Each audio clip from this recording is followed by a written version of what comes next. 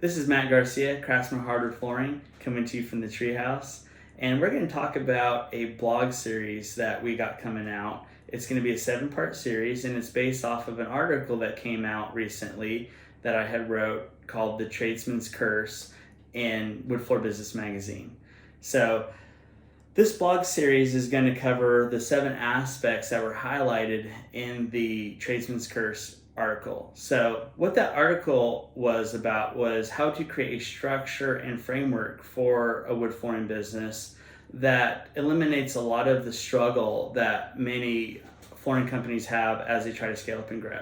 So most companies start as a craftsman, and that craftsman decides that they want to grow and scale their business. They're probably very good at what they do, and they want to duplicate that. They want a showroom so they can really show off their products. That leads to a salesperson that needs to sell the products.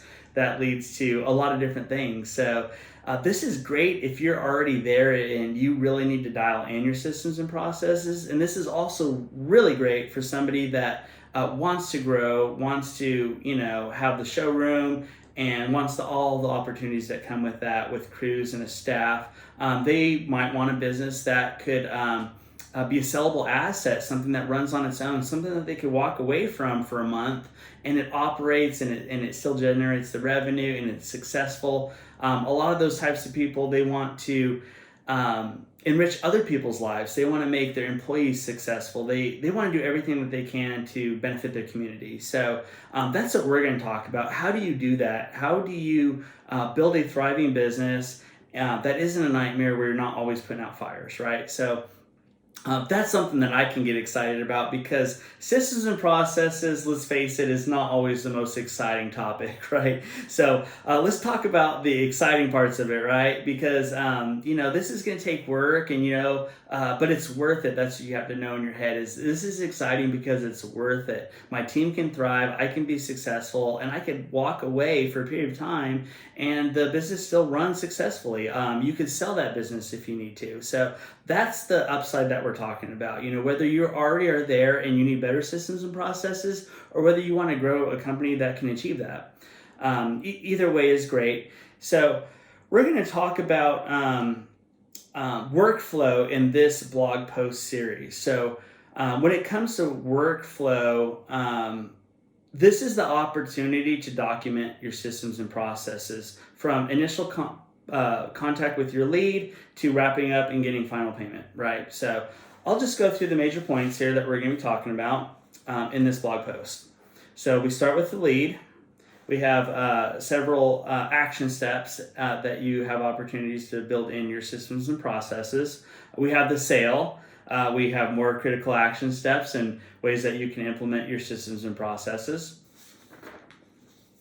And then we have project services, right? So when a project goes from the sales stage to the project services stage with the field technicians, there can be friction there.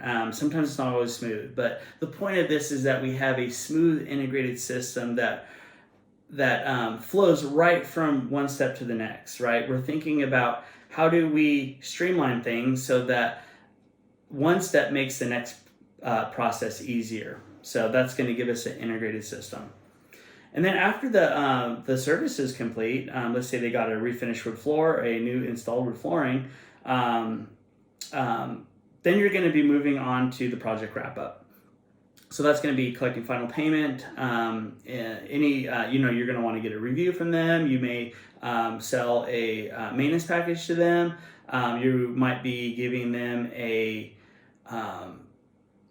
cleaning care package, and those are all things that build referrals and gets the client really excited about their project wrapping up. So all of those things, they're really great. They need systems and processes so that your team can fulfill those for the customer, and that they can represent the company well.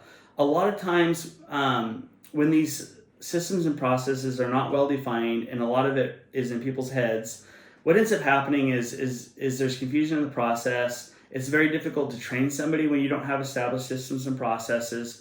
And it can create a toxic environment for the team, right? Everybody needs to be looking out for each other.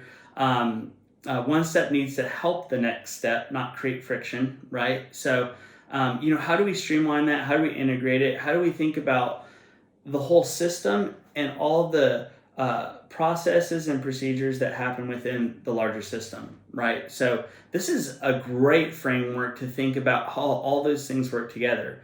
And so, like I said, this is part one of a 7-part series. We're going to go into a lot of different other important facets of the business, but this is something that you start building your handbook. This is the operating system for your company.